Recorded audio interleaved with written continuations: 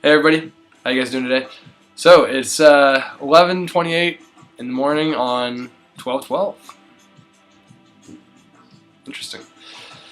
I realized last night I was doing some studying for one of my classes and 12 passed.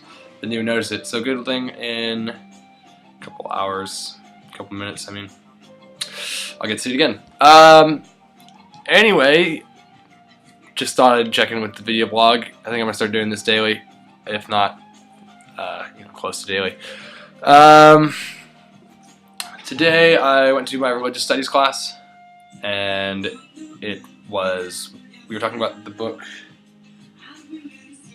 For the Time Being by Annie Dillard, which is in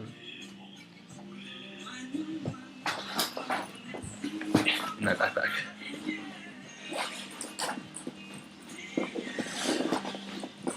Anyway, this book, it's pretty cool.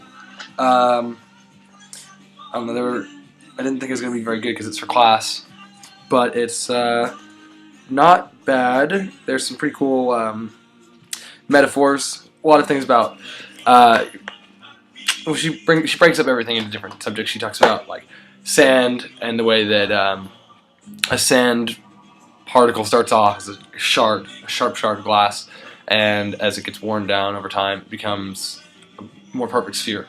And I kind of related that to the way that humans are. We go through life, we start off as these broken fragments of people, and we need experiences to tumble us around to make us who we're going to be in the end. More rounded, a well-rounded person, some might say.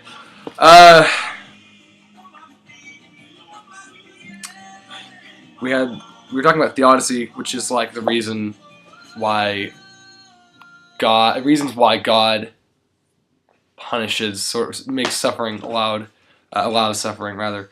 One of them is God made the world and took off and left, and then another one is God does it to teach us a lesson, things like that. I don't know. I personally think that whatever happens in this world is kind of like, you just need to look at everything as if it were a metaphor, a message to tell you, hey, there's things worse than this, there's things better than this.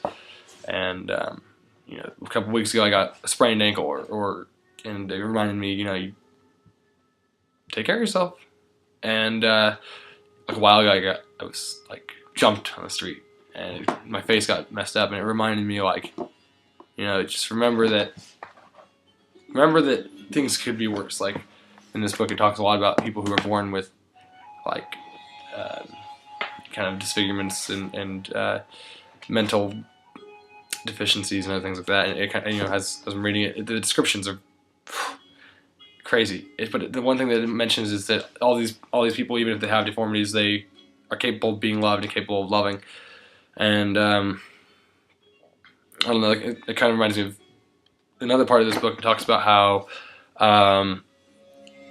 in the world there's been 85 billion people who have ever lived on this planet. 85 billion like conscious lives, and I don't know if that even counts. I think that's just humans and humanoid creatures. I don't think that's actually trees and plants. I mean, if you count every consciousness there is, there'd be infinite. But then it talks about how in the universe there are 85 billion, or no, there are 100 billion galaxies or more. And so that means that for every one person who's ever existed on this planet, there's like 1.5 galaxies at least. And that's a lot, like, I don't know, it kind of made me feel insignificant. Our assignment today was talk about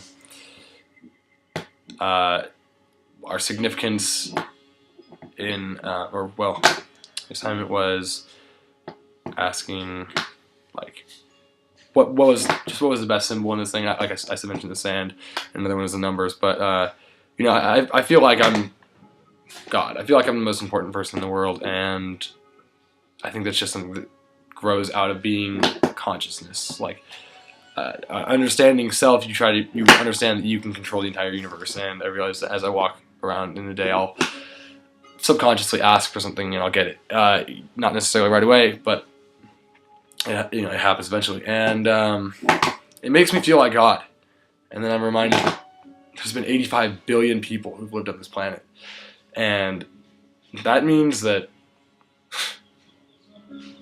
well, first of all, that's only one planet.